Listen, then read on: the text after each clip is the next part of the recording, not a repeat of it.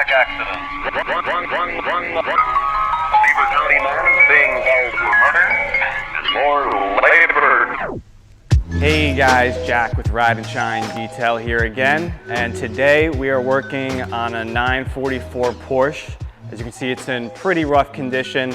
The paint is super faded. It was sitting in a warehouse for a long time with the sun beating down on it through the windows. Didn't have any protection on it.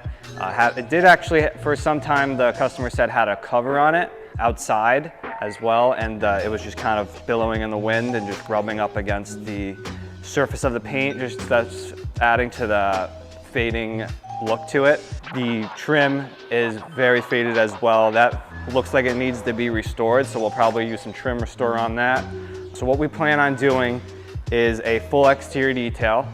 We're gonna decon it, clay bar, paint decon, iron removal. And if it was up to me, I would do a full paint correction on this, including wet sanding, just to get it back to looking brand new as much as possible. So I would wanna wet sand it, compound it, polish it, but that can be in the thousands of dollars. And not everybody wants to do that, especially on an old car like this. So what we decided to do is we're just gonna do a one-step polish, maybe two-step, depending on how it turns out. The customer doesn't want to be perfect, just wants to bring it back a little bit, not be so faded. So we're gonna see what we can do. First up, we're gonna do an alkaline foam bath, get all the organic matter off, followed by an iron decon to get the iron deposits out of the paint. And once we're done with that, we're going to do a contact wash. We're going to foam it up with the pH neutral soap, followed by our clay bar to get any residual contaminants off the paint, which will help prep it for the paint correction. And of course, we got to dry it. Once we're finished with all of that, go into the rims, just clean those up a bit.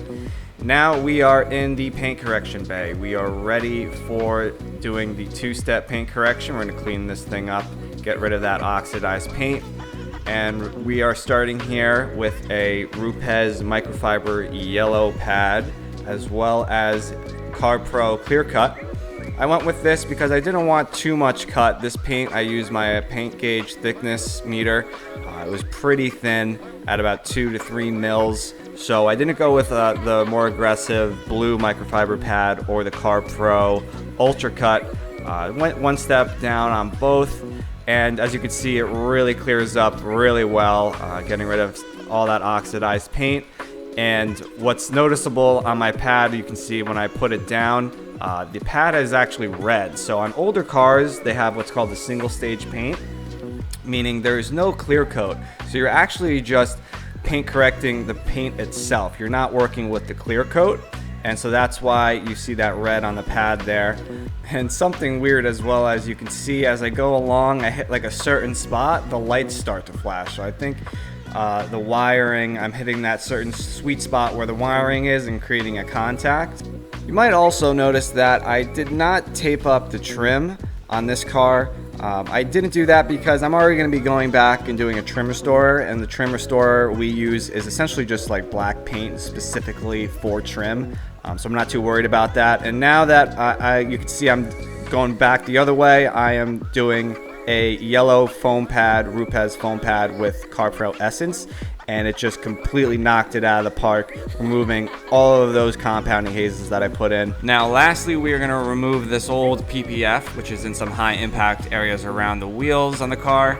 And we're going to be using a plastic razor, some adhesive remover called Rapid Remover, and as well as our heat gun. The heat gun is going to help essentially melt the PPF off the surface. That way I can scrape it. And I'm using the adhesive remover, Rapid Remover, to dissolve any glue that's on there, as well as help lubricate the surface so I don't scratch the paint with the plastic razor. And now just look at that paint. It's just a night and day difference. This thing almost looks like a Ferrari with that bright, vibrant red.